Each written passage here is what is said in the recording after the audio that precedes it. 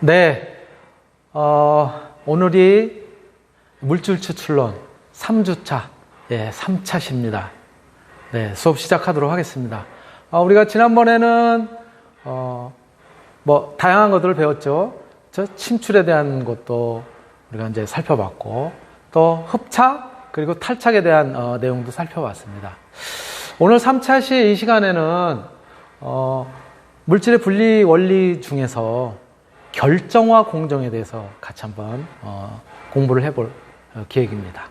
네, 결정화. 결정화는 이렇게 정의가 되어 있어요. 네. 분리 기술의 일종입니다. 이것도. 네. 그래서 액체 혹은 기체의 균일상으로부터 이 공정을 통해서, 즉 조작을 통해서 고체 입자, 즉 결정을 얻어내는 그런 과정을 갖다 결정화, crystallization 이렇게 이야기를 합니다.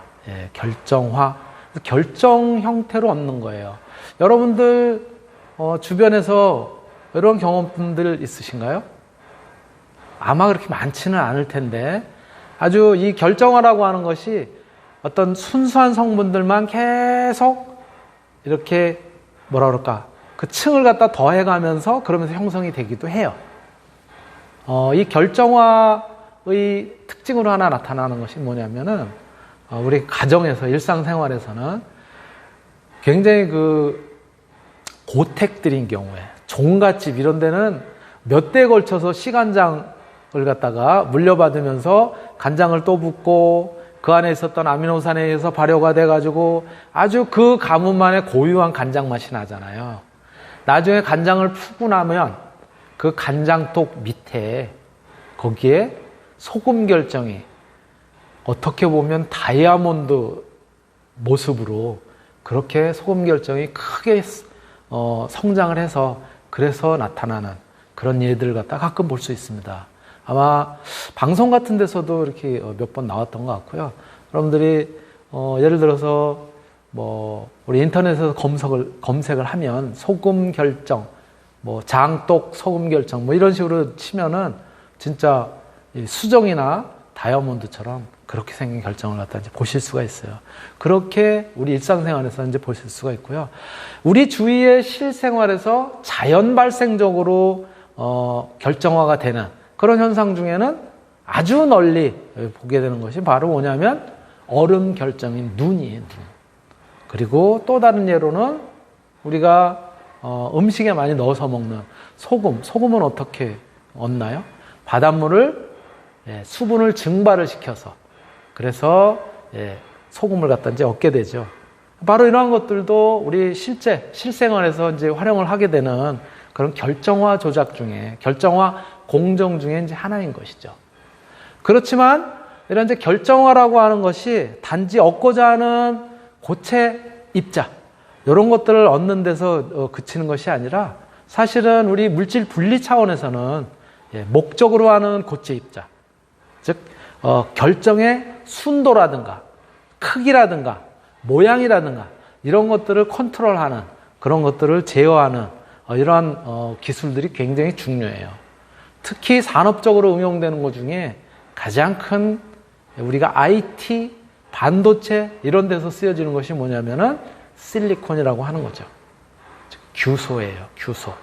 순수한 규소질, 실리콘이라고 하는 녀석들은 반도체의 특성을 갖다 가지고 있단 말이에요. 그런데 반도체 공정에서 우리가 사용하고 그러는 순수한 결정인 실리콘의 경우에는 99점 소수점 이하가 5개. 그러니까 99.99999 이런 정도까지 순도가 높아야지 됩니다. 그래야 오차도 없고 이제 그렇게 이제 쓸 수가 있어요. 그래서 조금 전에 말씀드린 것처럼 결정화라고 하는 것은 단지 고체 입자를, 우리가 원하는 고체 입자를 얻는 것뿐만이 아니라 경우에 따라서는 그 고체 입자, 결정의 순도라든가 또는 크기라든가 모양 이런 것들도 원하는 그런 정도로 얻는 것이 목적인 것이죠. 그래서 산업적인 공정에서는 굉장히 다양한 것들이 이제 쓸 수가 있습니다. 그렇기 때문에 결정화에 있어서 먼저 결정 재료의 구조를 갖다 이해한다라든가 또 결정의 핵이 맨 처음에 이제 결정이 만들어지는 그 처음 그 단계를 갖다가 핵이라고 얘기하거든요. 그 핵이 이제 성장하는 그런 과정, 예, 그런 것들에 대한 이해 이런 것들이 굉장히 중요하고요. 여기서 보시는 왼쪽에 있는 것이 소금 결정, 예, 오른쪽에 있는 것이 눈 결정, 뭐 이제 이런 형태예요. 예. 자, 그렇다면 이런 결정, 예, 결정화의 특징은 우리가 어떻게 이야기를 할 수가 있냐면은 첫 번째 불순물을 포함한 불순 용액으로부터 형성되는 결정은 그 결정만을 놓고 볼 때는 순수합니다. 순물질로만 이루어져 있는 거예요. 여러분들 물도 사실 마찬가지예요. 우리가 물이 아무리 더러워도 순수한 물로만 이루어져서, 그러니까 얼음이라고 하는 결정이 형성이 되면 그 얼음에는 물론 부유물이 있고 그래가지고 흙탕물이 들어가는 경우를 제외하고 바닷물처럼 그런 경우에 빙산이 우리 이제 만들어지잖아요. 그 빙산은 순수한 물로만 이루어져 있는 거예요. 소금이 섞여가지고 빙산을 이룰 수는 없어요.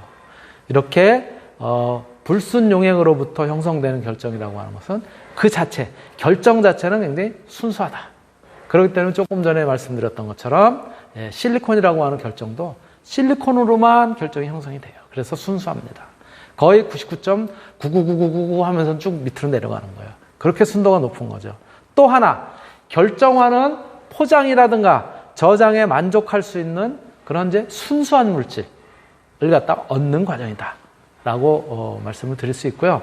여러분들이 왜 우리 마그마라고 하는 것들을 이제 많이 들어봤잖아요. 마그마라고 하는 것은 용암, 그렇죠? 화산이 폭발되기 직전에 녹아있는, 그렇죠? 모든 것들이 녹아있는 그런 상태를 갖다가, 그래서 바위가 녹아있는 형태의 것들을 갖다가 우리가 마그마 이렇게 이야기를 하잖아요.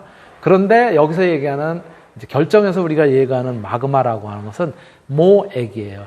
결정이 형성되기 전에 그 결정을 이룰 수 있는 그러한 물질을 같이 포함한 그런 원래 초기 단계의 액체 상태의 물질을 갖다 모액 이렇게 이야기를 합니다. 바로 이 모액과 여러 가지 크기의 결정으로 되어 있는 그런 혼합물, 같이 이렇게 혼합되어 있는 물질을 마그마라고도 표현합니다. 그러니까 우리가 뭐 용암이라고 하는 것도 그렇잖아요. 걔네들이 분출이 돼서 그래서 그 성분별로 이렇게 또 이제 그 응결이 돼가지고 그래가지고 바위를 갖다 이루고 그러잖아요. 그 분출이 되기 전에 것을 갖다가 마그마 그러잖아요. 예. 그런 거나 마찬가지죠. 모액과 여러 크기의 결정들이 이렇게 막 섞여 있는 여러 가지 혼합물들, 이것들, 마그마, 이렇게 이야기를 합니다. 자, 그렇다면 우리가, 결정을 이루는 결정의 크기를 갖다가, 이루게 되는 그의 중요성은 왜 중요하냐? 바로 결정화의 목표가, 몇 가지 있기 때문이에요. 결정화의 목표라고 하는 것은 첫 번째, 수율이 높아야 되겠지. 좋은 수율을 갖다가 얻어야 될 거예요. 그리고 또 그 수율을 갖다가 많이 얻는 것도 중요하죠. 우리가 똑같은 결정을 하는데도 소금을 기왕이면 소금을 많이 얻는 것이 목적 아니에요. 그런데 그 소금도 깨끗한, 그렇죠? 예, 순수한 고순도의 생성물을 갖다가 결정을 얻는 것이 굉장히 중요하거든요. 마찬가지라는 거죠. 결정하라고 하는 것은 조금 전에 제가 사례로서 IT 쪽에서 많이 쓰는 실리콘에 대해서도 이야기를 했지만, 예, 수율을 높이는 것도 중요하지만 아주 고순도의 그런 이제 결정 생성물을 갖다 얻는 것이 굉장히 중요합니다. 그렇기 때문에 그것이 하나의 결정화의 목표가 될 수 있는 거죠. 또 산업 공정에 있어서는 굉장히 중요한 요소인 것이죠. 예. 자, 그렇다면 적절한 결정 생성물의 모양이라든가 크기 이런 것들은 어떠한 요소에 직접적으로 영향을 미치느냐? 바로 여과라든가 세척이라든가 반응이라든가 수성이라든가 보관 이러한 다양한 그런 공정에 영향을 미치게 되는 거예요. 결정물의 이제 모양이라든가 또 크기 뭐 이런 요소들이. 예. 그리고 결정의 크기 분포는 우리가 이제 뭐라고 표현을 하냐면은 crystal size distribution. 즉 결정이 크기가 큰 놈부터 작은 놈 뭐 이렇게 막 섞여 있을 수도 있고 한 놈을 큰 놈만 이렇게 형성이 될 수도 있고 그렇잖아요. 그 조건에 따라서 그 환경에 따라서 다른 거예요. 그러니까 아까도 말씀드렸던 것처럼 종갓집에 오래된 그런 이제 간장, 예, 뭐 수십 년 또 뭐 수백 년의 전통을 갖다가 그 시간장을 통해서 이렇게 내려왔었던 그 간장독 안에서 형성이 된 그런 뭐 소금 결정 이런 것들은 예, 굉장히 그 크기도 크고 그렇습니다. 예. 그리고 바로 이렇게 크기가 크고 작고 어떠한 크기를 갖다 주로 원하는지 이런 부분도 굉장히 중요하거든요. 그래서 바로 이런 것들은 구매자, 필요로 하는 사람들의 요구라든가 또 그 결정이 가지는 그런 이제 강도 또는 그 응결성이 크냐 나쁘냐, 비응결성이냐 응결성이냐 뭐 이런 특징들, 또 크기의 균일성, 또 포장 시에 파손되는 정도, 이런 것들이 구매자는 사실 굉장히 중요한 정보거든요. 그렇기 때문에 분포를 큰 입자들을 위주로 할 것이냐 아니면 작은 입자들이 주로 되어 있는 것이 좋을 것이냐, 이런 것들이 이제 필요한 거죠. 여러분들도 아마 경험이 있을 거예요. 우리가 조금 고급 커피숍에 가면은 설탕을 갖다 주는데 그 설탕 중에는 이게 얼음처럼 비교적 투명하면서도 물론 색깔은 이제 약간은 황색이 나타나는 이제 그런 것들인데 그러한 설탕을 갖다가 받는 경우도 있죠. 또는 이제 뭐 각설탕을 주는 경우도 있고 또는 설탕 분말로 되어 있는, 그렇죠? 작은 입자들로 되어 있는 그런 형태를 갖다 주는 데도 있는데 여러 가지 유형의 설탕들이 있는데 여러분들이 필요로 하는 설탕은 어떤 설탕인가요? 이렇게 구매자의 요구에 따라서 달라지는 거죠. 바로 그러한 요소들을 갖다가 우리가 고려를 해서 결정을 갖다가 어떠한 크기로 만들 것인지, 어떠한 형태, 모양으로 만들 것인지 이런 것들을 고민을 해야 될 것이다 라고 하는 점을 말씀을 드릴 수 있고요. 자, 그렇다면 이제 결정은 어떠한 형태를 갖다가 이루게 되냐는 거예요. 결정이 이루어지는 거죠. 여러분들 소금의 결정이 다르고 또 우리가 똑같은 물이라고 하더라도 눈으로 내리는 그 결정 다르고, 그쵸? 다르단 말이에요. 또 다이아몬드라든가 수정이라든가 결정의 모양이 다 달라요. 그쵸? 바로 이러한 결정의 기하학적인 형태, 그 구조적인 형태, 이런 것들을 geometry 이렇게 이야기를 합니다. geometry. 그래서 크리스탈 지오메트리는 바로 결정이 가지는 특히 비생물체 중에서 고도의 조직화되어 있는 형태를 나타내는 것을 결정 이렇게 이야기를 합니다. 바로 이 결정을 이루는 구성 입자들 간의 공간 격자라고 하는 그러한 이제 3차원 배열들이 다양한 형태를 이제 나타내게 되는데요. 여기에는 면 그리고 모서리를 갖다 갖게 되는 다면체 형태로 나타내요. 다면체라는 것은 뭐 제일 여러분들이 뭐 쉽게 알 수 있는 것은 그렇죠? 정삼각형 4개로 이루어진 정사면체, 그렇죠? 이런 것들이 있고 또 정사각형 6개로 이루어지는 정육면체, 이렇게 모서리와 면으로 이루어져 있는 이런 것들을 다면체라고 얘기를 하죠. 그래서 면과 모서리의 상대적 크기에 따라서 크기는 달라도 또 동일한 물질인 경우가 나타나는 그런 이제 상당면에 의한 각에 따라서도 또 달라지고 형태도 달라지고 그렇습니다. 자, 그렇다면 그러한 결정 형태는 동일한 면각을 갖는 물질에 따라서 이제 분류를 하게 되는데요. 면이라든가 각에 따라서 첫 번째가 입방정, 우리가 보통 얘기하는 큐빅이라고 하는 거예요. 큐빅이라고 하는 원래 의미는 뭐냐면 주사위처럼 정육면체를 얘기하는 거죠. 이것을 입방정 이렇게 이야기를 합니다. 우리 한자식 표현을 할 때 정방정, 직각 이등축이에요. 정사각형의 위로 올라간 길이만 한쪽만 달라지는 거예요. 그래서 이것을 직각 이등축정. 그래서 정방정은 테트라고날 이렇게 이야기를 합니다. 사방정, 직각 비등축정이에요. 가로 길이, 세로 길이, 높이 길이가 다 다른 거. 그런 형태입니다. 요거는 오르토홈빅 이렇게 이야기를 합니다. 오르토홈빅. 그 다음에 삼방정은 트리고널 이렇게 이제 표현을 하고요. 육방정은 헥사고널. 주로 이제 육각형 형태를 갖다 이제 이루게 됩니다. 단방정은 모노클리닉, 삼방정, 예, 이것은 예, 트리클리닉 이렇게 이야기를 하는데 한번 보실까요? 어떠한 형태를 갖다 이렇게 얘기를 하는지 예, 크게 이렇게 7가지 유형으로 이제 분류를 하는데 이거보다 더 많기도 해요. 실질적으로 이제 모양을 갖다 보시면 이런 것들이에요. 결정성 고체의 구조예요. 제일 처음에 말씀드렸던 것이 입방정, 큐빅이라고 얘기하는 우리 뭐 다이아몬드도 이제 인조 다이아몬드를 큐빅이라고 얘기하기는 하지만 예, 그때 그 큐빅이라고 하는 것들이 인조적으로 만들었을 때 저렇게 정육면체 형태로 만들어져서 그렇게 이제 표현을 하기도 합니다. 예, 저러한 형태. 그 다음에 정방정이에요. 밑에는 정사각형인데 높이가 달라요. 예, 그러한 형태. 또 사방정의 경우에는 가로, 세로, 길이가 다 달라요.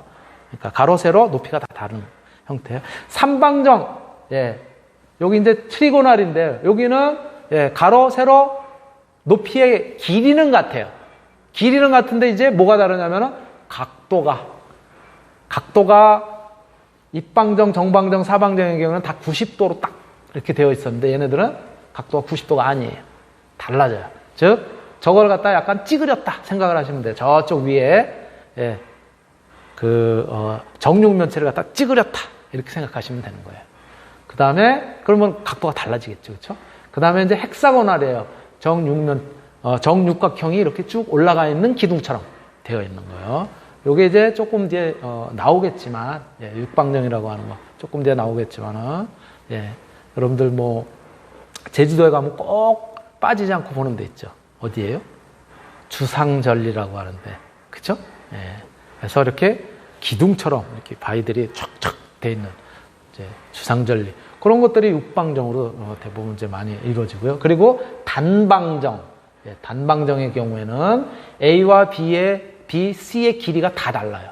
그러면서 또 예, 각도도 조금씩 다른 형태로 이루어지는 경우예요. 그 다음에 삼사정이라고 하는 것은 예, A, B, C의 길이도 다르지만 이것도 저렇게 서 있질 않고 90도가 아니에요. 얘는 이제 또 그러니까 약간 이렇게 틀어져 있죠. 저거 같은 경우에는 약간 서 있지만 두 개는 90도인데요. 저기 보시면은 알파, 감마 각도는 90도인데 근데 하나가 각도가 다르니까는 똑바로 서 있는 사방정 같은 경우는 이렇게 찌그린 거예요. 위에서 이렇게 옆으로 그런 모양이라는 거예요. 조금 다른 형태죠. 자 보시면 이렇게 약간은 이제 컬러가 들어가 있으니까 조금 느낌이 더 이제 오시나요? 예.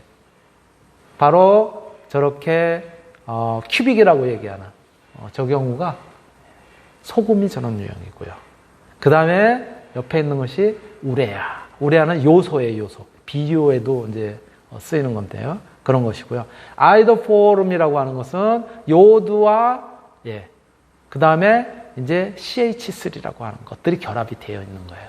예. 그런 형태의 요드의 탄소화물 형태인 거고요. 그 다음에 아이오다인, 요드예요, 요드. 요드 형태가 이렇게 약간 찌그러진 형태고요. 저기 보면 슈크로즈. 슈크로즈가 뭐죠? 네, 설탕입니다, 설탕. 여러분들 잘 아는 설탕. 설탕을 보면 자세히 보면은요, 약간 한쪽이 길어요.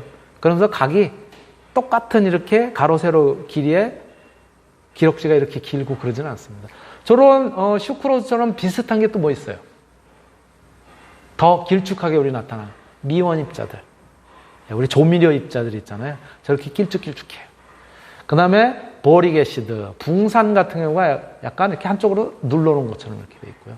헥사고나, 이거는 베릴이라고 하는 그런 물질들. 예.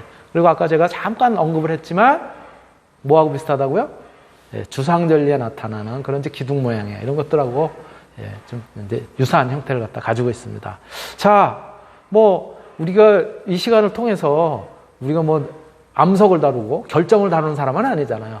분리하는 과정에서 어떠한 공정을 통해서 이렇게 순수한 결정을 얻을 수도 있고 이런 것들을 개괄적으로 한번 구경을 하는 거니까 예, 이제는 우리가 그러한 모양으로 나타나는 것들이 어떤 것들이냐는 거예요. 예, 저기 이제 이름을 갖다가 이제 저거는 이제 그 학문적인 용어로 붙여놨으니까 저도 정확하게 뭔지는 몰라요. 그렇지만 예, 플로라이트 원석의 명칭으로는 저렇게 이제 정방정이라고 하는 저런 형태가 있고요. 그 다음에 울페나이트. 탄자나이트는 아마 탄자니아에서, 아프리카의 탄자니아에서 많이 이렇게 얻어지는 광물질일 거예요. 예, 그리고 아zu라이트. 그 다음에 아마존나이트. 아마존 쪽에서 얻어지는 그런 이제 광물질들. 에메랄드, 여러분들 알죠? 에메랄드. 에메랄드가 이러한 형태, 육방정의 형태를 갖다 이제 주로 띠게 되고요. 예, 로도크로사이트라고 하는 것이 삐죽삐죽삐죽하면서 이게 왜 삐죽삐죽 되냐면은 저게 눌려 있기 때문에 그런 거예요. 눌려 있으니까 삐죽 튀어나온 부분도 있고 이제 그런 거죠. 그런 형태를 갖다 이제 가지게 됩니다. 물질에 따라서 결정화 조건, 예, 조건이 달라지면 두 개 또는 그 이상의 결정의 형태로 나타나는 것들이 꽤 있습니다. 자연 상태인 탄산칼슘 이런 것들이 보통 육방정으로 나타나기도 하고요. 육방정으로 나타나는 유형은 방해석이고요. 그 다음에 사방정으로 나타나는 경우는 이제 선석, 예, 아라그나이트라고 이야기를 합니다. 자, 이렇게 다양한 유형의 광물질들이 형성이 될 수가 있어요. 결정으로. 예. 또 우리가 가까운 데서 볼 수 있는 거는, 예, 지금 보시는 것이 이게 뭐예요? 바로 눈의 결정이에요. 벤틀리라고 하는 사람이 사진을 찍어놓은 그런 이제 눈의 모양이거든요. 그런데 이거보다 더 많아요, 사실은. 지금 나와 있는 것들은 12가지 유형인데요. 예, 여러분들이 많이 봤던 것들이에요. 저기 세 번째 왼쪽에 있는 거라든가, 그쵸? 또는 두 번째 오른쪽에 있는 거라든가, 예. 그 다음에 붙어 있는 것 같은 경우는 맨 위에 오른쪽 같은 거라든가, 여러 가지 유형이에요. 지금 중복된 게 하나도 없죠. 예, 그 조건에 따라서, 예, 그 환경에 따라서 이렇게 눈의 모양도 달라집니다. 여러분들이 눈 오는 날 한번 이렇게 옷에, 녹기 직전에 옷에 이렇게 탁 내려앉았을 때 한번 모양을 보세요. 이 모양 중에 하나일 수도 있고 요거보다 또 다른 모양일 수도 있습니다. 예, 경험을 보시면 재밌는 경험이 될 거예요. 자, 이렇게 눈의 결정이 있는가 하면, 예, 눈의 결정도 마찬가지 온도, 그때 온도라든가 그때 품고 있는 수분의 정도, 예, 어느 정도 포화가 되어 있는지 수분으로, 요거에 따라서 모양도 다 달라진다는 거예요. 낮은 온도일 경우에는 저렇게, 낮은 온도가 아니라 비교적 따뜻한 모양일 경우에는 저렇게 붙어서, 그리고 이렇게 이제 수분의 농도가 높아지면서 차가워지면 모양이 훨씬 더 이뻐지는, 분리가 되는 그런 유형으로 나타나고요. 아예 추운 시베리아라든가 이런 데는 쌀아기처럼 내린다고 그러죠, 눈이. 우리처럼 한방눈, 네, 수분을 많이 포함한 그런 유형으로 나타나지 않고 이렇게 조그만 설탕 알갱이 뿌려져 있는 그런 형태로 나타난다고 합니다.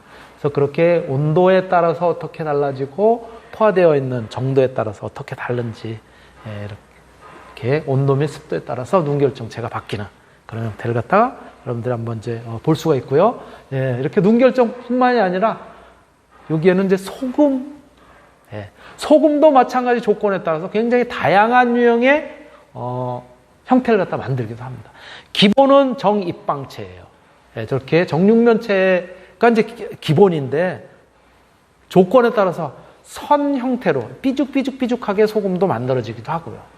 예, 예, 주상이라고 그러죠. 그래서 길쭉하게 나타나는, 또는 침상이라고도 얘기한다. 또 면이 이렇게, 그러니까 약간 넓적한 형태로 만들어지기도 합니다. 예, 액면 슬라이드 글라스라든가 사각추라든가 원추라든가 이렇게 여러 가지 유형으로. 그리고 통상적으로 온화한 상태에서는 입방체, 예, 육면체에 가까운 그런 유형으로 만들어져요. 그러니까 여러 가지 소금의 형태가 지금 보시는 것처럼, 예, 달라집니다. 그래서, 예, 소금의 결정이 이렇게 다양한 유형으로 나타납니다. 14면체, 다공질, 14면체 중에서도 모양들이 좀 달라지고요. 주상, 예, 이렇게 면이 이제 오목연입방체, 오목연이 아니라 오목면이 이렇게 안쪽으로 살짝 들어간 듯한, 아까 처음에 봤었던 이제 그런 여러 가지, 여기 매정제라고 얘기를 했는데 소금을 어디에다 녹인 다음에 그 다음에 걔를 갖다가 용매를 갖다 날려보내 가지고 할 것이냐에 따라서 달라져요. 굉장히 다양한 유형이 나타난다는 거예요. 그렇게 주변 환경에 따라 달라집니다. 자, 여러분들이 보셨던 소금의 모양이에요. 굉장히 다양한 것들이 많죠, 그렇죠? 예. 수지상 이렇게 피죽피죽 돼 있는 그런 형태도 만들게 됩니다. 트레미정, 저것이 약간 면이 오목하게 들어가 있는 형태예요. 예. 이거 보통 순수한 천일염의 경우가 저렇게 불규칙한 형태로 나타나기도 합니다. 예. 분쇄되어 있는 형태, 뭐 여러 가지 예. 다르죠. 또 예. 아까 맨 처음에 봤었던 사진이에요. 약간 면이 오목하게 들어간 듯한 그런 형태를 갖다 이제 이루게 되는 것들이죠. 예. 이거 뭘까요? 소금입니다. 소금. 암염 중에 하나예요. 마치 뭐 같아요? 장미꽃의 잎사귀들이 이렇게 되어 있는 그런 듯한 느낌? 또는 뭐 굴껍질이나 이런 것들이 쌓여 있는 듯한 느낌? 소금입니다. 예. 소금이에요. 아까 말씀드렸던 것처럼 이렇게 면을 형성해 가면서 삐죽삐죽 늘어나는 그런 그때 조건에 따라서 달라지는 거죠. 또는 여러분들이 잘 알고 있는 것처럼 뭐 예를 들어서 우크라이나라든가 이런 데 보면 암염이 마치 바위처럼 이렇게 되어 있어서 그걸 이제 깨트려 가지고 사용하기도 하고 그런 것들을 볼 수가 있었잖아요. 굉장히 유형은 다양한 유형으로 나타납니다. 자, 아까 말씀드렸던 주상절리예요. 제주도죠. 여러분들 가봤었던 데예요. 이렇게 기둥처럼 주라는 것은 기둥이에요. 기둥 모양의 절리 이렇게 떨어져 나가 있는 거예요. 저기 저쪽 그 바닷가 가까운 쪽에 한번 보시면 그림을 보시면 어떻게 돼 있어요? 한 육각 기둥처럼 그렇게 돼 있죠, 그렇죠? 거의 딱 육각형이라고 볼 수는 없지만 그런 형태의 기둥들이 이렇게 나와 있습니다. 요거는 제주도 가서 볼 수 있는 주상절리. 굉장히 많이 알려져 있는 우리나라에서 주상절리로 유명하게 알려져 있는 곳이죠. 예. 제주도만 주상절리가 있느냐? 그렇지 않습니다. 어디에도 동해안에도 이렇게 누워 있어요. 얘는 분명히 서서 자란 건데 이건 지각변동에서 누워 있는 형태의 주상절리예요. 요거는 육각보다는 오히려 사각 쪽에 좀 가까운가? 그런 느낌이 들죠. 동해안에만 있느냐? 우리도 주상절리 있다. 예, 어디서? 예, 전라도 광주에 있는 무등산의 주상절리입니다. 이렇게 결정이 형성이 돼요. 용암이 식어서 그래서 결정을 형성할 때 이런 그렇죠? 독특하죠. 광주에만 그러면 있느냐? 우리도 좀 끼워달라. 예, 어딜까요? 어딜 것 같아요?